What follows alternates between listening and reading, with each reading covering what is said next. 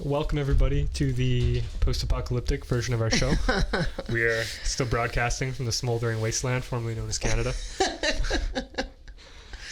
We are very happy to announce here at Empire Psychological we are now accepting toilet paper in exchange for our services.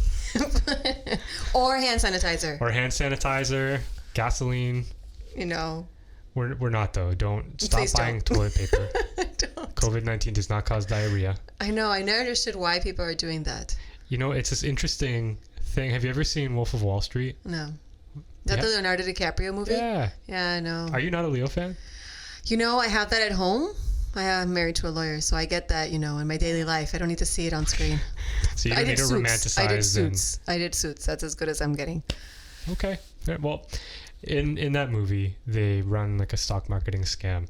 And the idea is they call people and they pump up this particular stock. Okay. So people buy it and they see it going up, but it's only going up because people are buying it. And it creates this false sense of urgency. And people buy because they see other people buying. So it's kind of like, in my mind, if that's what's happening with toilet paper? Yeah. And we were talking about red lights and driving in Central and South America before. Ryan was surprised to learn that stop signs aren't followed in South America at times. And so what I was thinking is, you know, if enough people didn't stop at a red light, I would probably then the bystand, like this, like group think, right? Yeah, because I mean, if you're gonna go, I'll probably wait. But then if a bunch of people start going, then I'm gonna start going. Well, if I don't also break the rules, I'm not going to be able to achieve my goals. So if you see enough maybe people are breaking rules for a reason, and I'm just missing. Like, I'm in danger. I gotta go. Right. So all these things are triggered. I read a psychologist saying it's about control. I don't understand how it could be about control having toilet paper. Well, if we go a little Freudian, right? I was just thinking anal retentiveness. Anal retention is. I was wondering. I'm like, is she going to go back to Freud? It's a sexual stage, right? Sexual development stage. We need to be able to control those things. Control our bowels. That's right. Control our bowels. Yeah. Okay. Good old Freud. You're listening to What Brings You In, a weekly series featuring psychology talk with therapists Ryan and Carrie. Have something to say? Want your question answered? Visit ryananswers.com/podcast to get in touch. So, speaking of Freud and different types of therapy, we're going to be talking about how to find a therapist, how to find a good therapist, which is really hard to do. So, the number one thing that I've seen in research and in just my personal opinion, my personal experience, is the therapeutic alliance. Yes. Is what it's called. It's the number one predictor of if therapy is effective or not. The therapeutic alliance is the quality of the bond. Like the sensation that this person is on your team, understand you, and is on your team. And you trust them. Yes, and you trust them. And they know what they're doing, and you're confident in their abilities. Competence. So I encourage people to use the beer test. That's my thing. The beer? The beer test, yeah. If I could have a beer with this person. Oh, okay. And it would be a good conversation. Probably I would enjoy that time. I would have never thought of that. Yeah, okay. Yeah, or the coffee, whatever you want to call it. If you can sit for a time and talk to this person and have an engaging dialogue, then it's probably good enough. That's obviously not a clinical term or measurement. Yeah, I like the beer test. I have my kind of, if at one point in your session you go, like you just exhale, like, relief. That to me is a good sign as a therapist and also as a client when I've participated in therapy. Like if I can be relieved because of this conversation, because I feel like you understand me, because, you know, you can take this weight off me, then I think that's a good sign. Yeah, I agree. So there's the therapeutic alliance. Let's actually give people kind of a breakdown here of the different things. Let's organize our conversation. So there's the therapeutic alliance. There's the different types of therapy. There's kind of logistic things like cost and location and that sort of stuff. Administrative tasks kind of thing. There's their availability, and there's also schools of thought. So different types of philosophical, intellectual understanding of human beings. And that's a little bit different than just modality, because you can do, say, cognitive therapy and have a different school of thought than some other cognitive Or you can be CBT and just do individuals, or you can do couples, you can even do family does the practitioner, can they do individuals, kids, families, adults only? Do they specialize in some particular area? And also the feel you get from them on the phone. So for example, let's start at the very top at the Therapeutic Alliance. So how do you figure that out prior to, other than like going in and doing a session? You can't, right? Unless you do the phone consult, which a lot of therapists do. They offer a 30-minute or 10-minute phone consult. I typically, if you call us, you will speak to me, and we'll probably be on the phone for 20 or 30 minutes. I'll ask you all kinds of stuff. What I would recommend you listen for if you're going to judge me, and I mean, you might think I'm biased because I'm kind of... You know. What would you judge another therapist you're calling then, so that they don't think we're being biased? So what I would do is, can you tell me about my problems before I tell you what my problems are? So if I tell you this is happening or that's happening, are you able to take that data point and then extrapolate into something bigger, indicating frame to me, it. You've clearly seen this enough times that if I tell you one little piece of information, you can go, oh, okay, well, does this happen or does that happen? Or have you felt this way? And if I'm going like, yes, how do you know that? Right. And that goes for any profession. Like my physiotherapist, when I told her about how doing a particular motion hurts, and she's like, oh, do you also hurt here? These different things. I'm like, she obviously knows something, because those are very accurate questions. They're, yes, I do. Yes, I do. Yes, I do. So listening to what the therapist is saying, also getting a general vibe for them on the phone. Yeah. Do they seem like a energetic person? Are they a very like calm passive, and soft and passive monotone person? What do you prefer? Yeah. Are they somebody who is speaking kind of informal? I have a very casual style. Some people are put off by that. I will occasionally swear and joke around and stuff like that. Some people really like that. Some people it really turns them off. Yeah. So pay attention to that, and don't be afraid to use your judgment. Yeah. Like if just because somebody got good reviews or because they got a recommendation, recommendations are very personal. Yeah. May not be good for you. And I think we also have to give permission ourselves to shop around for therapists, right? Which is call at least a few people, for sure. Yeah, because some people think that once they call one person and then they feel like the door kind of, sensation. Oh, I already took 20 minutes of his time, then I have to book. No obligation. Just talk to people, see who you feel more comfortable in, I also think that it's half science, half art, right? So it is... Yeah, definitely. So you do have to feel this person... Because I have a hard time as a client sometimes when I'm paying this person to care. Like that doesn't sit right in my little heart. I've heard... Right? I've heard people be like, the emotional prostitution? Yeah, like you're paying for my emotional caring.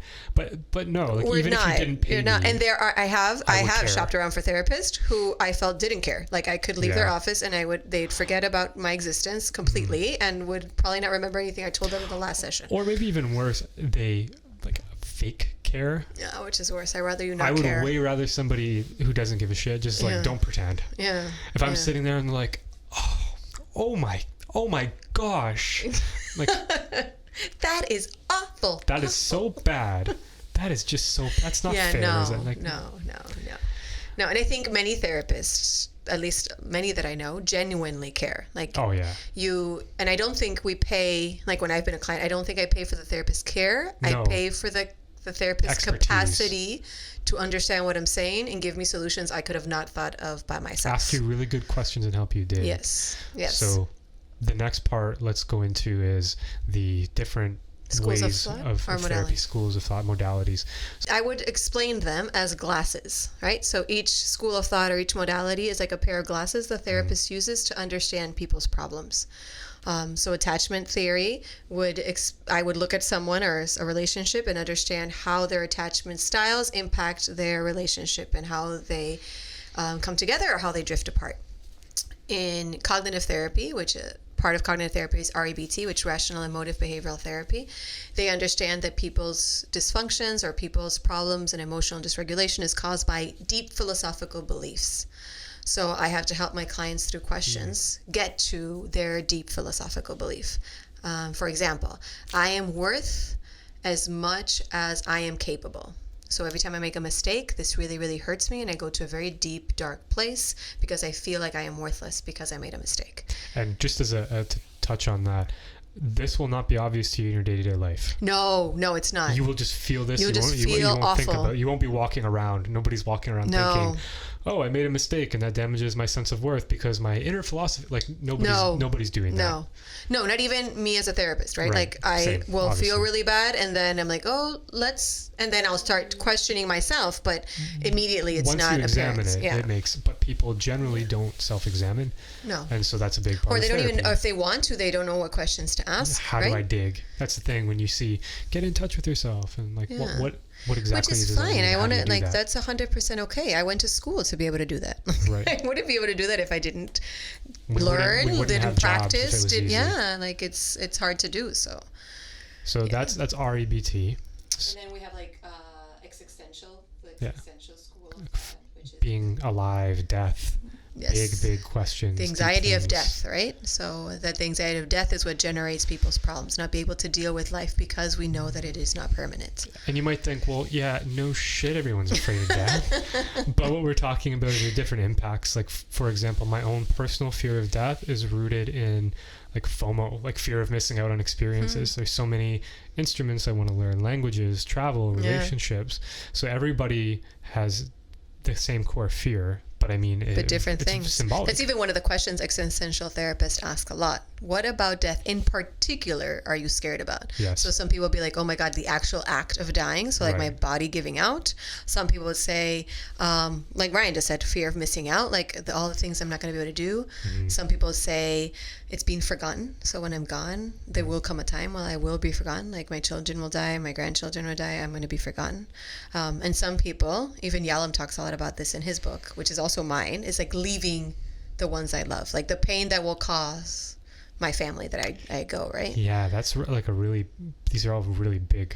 They're huge and at times they provoke so much anxiety that it's hard to live. And you also, again, this is something that may not be totally clear. You may just feel anxiety and go, why do I feel this way? And then so somebody with an existential point of view, again, existential glasses, would say, okay, well, let's see if this anxiety is tied into this stuff. There are many roads to Rome, just to be clear. We're not saying one of these is like the way, the best one, the right way. No, that's why you have to shop around to see which one fits more your inner dynamic, right? Mm-hmm. So we have cognitive, which we talked about, which are philosophical beliefs or thoughts and behaviors. How your thoughts impact your perceptions. We have existential therapy, which is the anxiety of death. Then we have systemic therapists. Well, let's go systemic, okay. Right? So the systemic therapists are all that people's problems aren't just individual, they're caused by a system, be it the family system. Family systems or be it even societal system, So, and then they're the ones that generally have much more people in their office than we do, right? So they bring in all the children and the couple they'd bring, right? Because you're talking about how do you're a piece within this kind of whole, and how do all these pieces interact with one another? Exactly. So they're looking at that stuff. Then you have like behavioral, which studies like what do you do? What are your actions, your coping skills? What are your functions? So you feel something and then you take an action. How does that action feed back into that? And how do you change those things? So behavioral therapists would have you take actions in your life. Yeah, make concrete goals that can be measured and sustainable in time, like SMART goals, I think they're called. Yeah, the specific, measurable, attainable, time. The R is relevant, I think. Yeah. No. Is it relevant? I think it is. How relevant, how important is it to you? I think so. So those are 5 main schools. I think we did 5. Yeah. So there's, just to be clear though, there will very rarely be. Sorry, what? We forgot psychodynamic. Psychodynamic. Yeah, that's. I don't know how they're big in here. Psychodynamic ties into what I was just going to say. There's a debate right now about evidence-based, so-called things that are very supported, versus kind of quote unquote classical psychotherapy. So back in the day, Carrie referenced Freud earlier. So with the toilet paper. Freud, back in that era, you would be going to therapy 3-4 times a week for years and paying tons of money. Yeah, so it was not really a feasible thing for most people, the vast majority of people. And because, why would you go so long? It's because a therapist, and for so long and so frequently, it's because the therapist is the main expert. What does that mean? That they know more about you than you do. So they had to analyze you to help you develop more knowledge about your unconscious. And you can't do that by yourself because it's unconscious. Right. You need this blank slate of a therapist to do that. The whole lay down on the couch thing, if you've ever seen that. Well, that's a traditional one. Yeah. Psychoanalysis has evolved in time, and now there's different schools of thought within psychodynamic theory. And now there's even short-term psychodynamic theory, which is, I think, 8 to 12 sessions long. Okay. Just if couples that are going to therapy and are taking longer, generally it takes longer because there's some sort of trauma, right? So if there's an infidelity, if there is an abandonment, maybe not infidelity, but someone left for a while, or even comorbidity with other issues like mental health issues, then I'm glad 4 to 6 sessions would be impossible for these couples. I'm glad we brought this up. We will talk about contraindications. So I will ask you, have you had physical abuse? Contraindications, by the way, it means things that will make therapy more difficult. Or will get worse. Get worse because of therapy. So heavy addictions. So somebody who's, using heroin all day, every day, you can't come into therapy in that state. If you have somebody who's having an ongoing affair that has not been disclosed to their partner, you have physical abuse. These are all things which would absolutely throw what I just said, the 4 to 10 sessions out the window. Oh, of course. It becomes an irrelevant number. So these are all things to keep in mind when you're calling. But keep in mind too, though, that it's very rare in my experience that you will get a clinic that is very expert in one area. They are few and far between. Most people will just be like, I'm a therapist or a psychotherapist or psychodynamic therapist. So you go in, and this is what I hear the most complaints about. Not to bash, I'm not saying psychodynamic therapy is not good. I'm just saying most people who complain about therapy when they come here, I went in, they didn't really give us very useful stuff. It wasn't very tangible. They didn't talk about like what we can do or change. They just kind of listened to us, gave us like some kind of little worksheet, or they just asked how it made us feel, but we didn't actually like tie anything in. We didn't do any deeper work. So when people are saying that if that's the experience you've had with therapy, you probably want a more solutions oriented approach. So asking your practitioner, what type of therapy do you practice? Most will say eclectic, which is a mix of everything. Because we study different things, right? To help. That's right. More and better. Some people respond well to a framework, which I have a very distinct framework. No matter who you are or what you're going through in your relationship, there are certain things we cover. This doesn't mean every person does the same thing when they come in. It means that there are some core things that we are absolutely sure to do with everybody because they are of core importance. Yeah. They really matter and they produce really good effects. Other times you go into therapy and it's just like, what happened last week? Then you go in, what happened last week? You go in, what happened last week? And you don't feel like you're getting anywhere. And that also depends, right? Because we can do what happened last week, but if you find that you are getting into deeper issues and what happened last week is just an example, that's cool. Yes. But if you're just literally replaying your whole week, that's what I'm talking about. Then it means nothing. If you're going from here to here, for people listening, I'm gesturing, I'm like from surface level to a deeper level. Yeah, which that's effective. So if somebody's going in and just asking you what's been up, how's your week going, that kind of stuff, and then you're going, well, this happened. Be like, oh, really? Why did it affect you in that way? Let's take it slow. Tell me a little bit about that. And you're what unpacking happened? Things. That's cool. That's good therapy. Yeah. But what many people experience, and out of all the therapists that I have gone to personally, I would say I've gone to maybe 8 or 9 over the course of developing my skill set myself. I would say like 7 or 8 of them, that was my experience. It was not good. Oh yeah, I hear that very frequently is people feel their pain. You cannot take $150 an hour from somebody and not provide them with a lot of value. For some people, that's a day's wage. Yeah. So that's another thing to consider too, is your therapist working hard for you?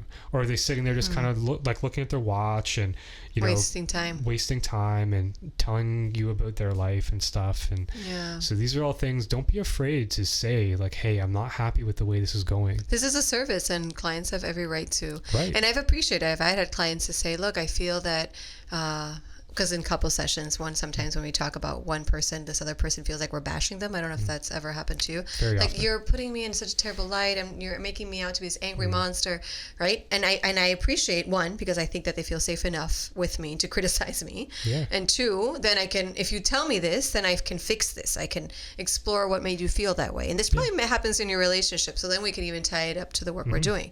But if you don't say anything, and you keep coming back, I'm going to make the same mistake again and again. Yeah, very often people leave therapy because of something like that. Like, for example, I had a therapist who I was in the middle of talking and she cut me off hard at the hour, like right on the nose. And she's like, sorry, gonna have to cut you off there. I haven't. I had that happen to me too once. Yeah, I really didn't like that. Really didn't like it.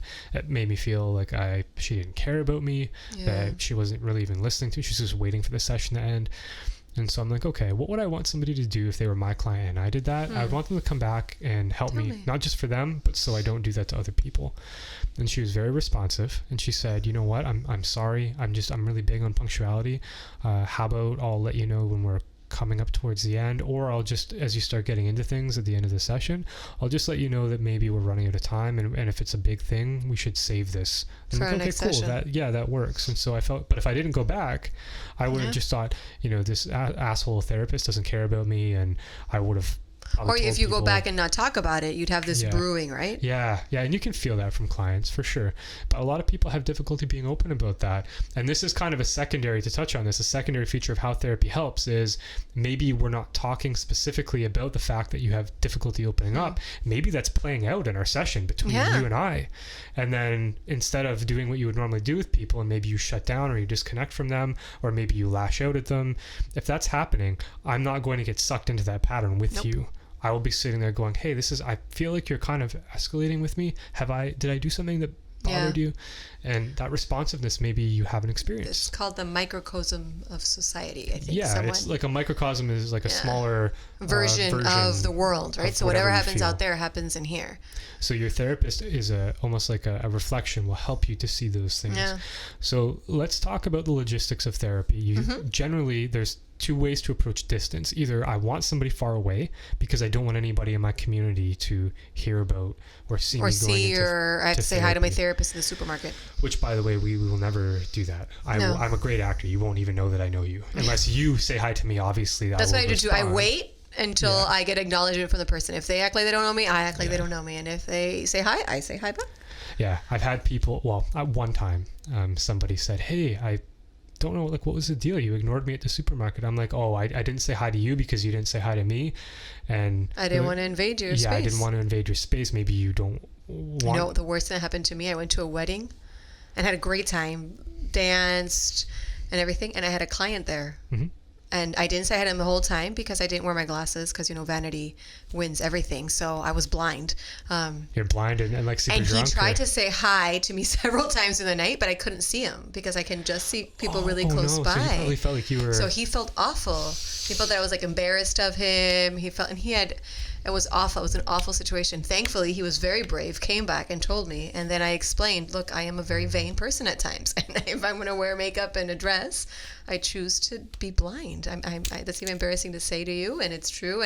And we worked it out, and he was very appreciative. Cool. But I had no idea. So therapists make mistakes too. Yeah. Like we are just... So this is another reason therapeutic alliance is important. Obviously, Carrie had a very good connection with this person. Yeah. If she didn't, if it was a weaker, he probably just would have been like, F that person. Yeah. Of course. I'm not ever going back to her. She ignored I would have done me. that. I would have been like, I'm not going to see you anymore, right? You can't even acknowledge me at a party. What's wrong with you? Yeah, and this is important of giving people communication. So that's distance. Some people want it to be far away so nobody sees you going into the clinic. Obviously, confidentiality is super important. We don't ever talk, like Carrie and I will discuss cases together in our office. But it's always for the betterment of the client, right? Like, so we're bouncing off ideas and making it better. We would meet and talk about this happened. How do you typically approach this? Yeah. What strategies have you found to be effective? But we would this is not something that would ever be discussed in any other scenario. No. But still, some people just have peace of mind being far away. Ideally, my preference is to see somebody close to me. Yeah, I don't want to drive and find parking. Yeah. Cost is also very important. Yes. So here we are covered by almost all benefits, but some people don't have benefits. And so if that's the case, you want to make sure it's affordable out of pocket. You want to make sure if you were to go weekly for 5 to 10 times that you could do that, and the strain of paying for it wouldn't offset the benefit of therapy. Of course. So if you're getting great therapy, but then you're feeling like this is a strain on you financially, you may not come out ahead. Yeah. So you want to find somebody who's a good financial fit. You want to find somebody who matches your hours. If you have to take a day off from work and you lose your morning's wages, then it's not going to work either. Sense.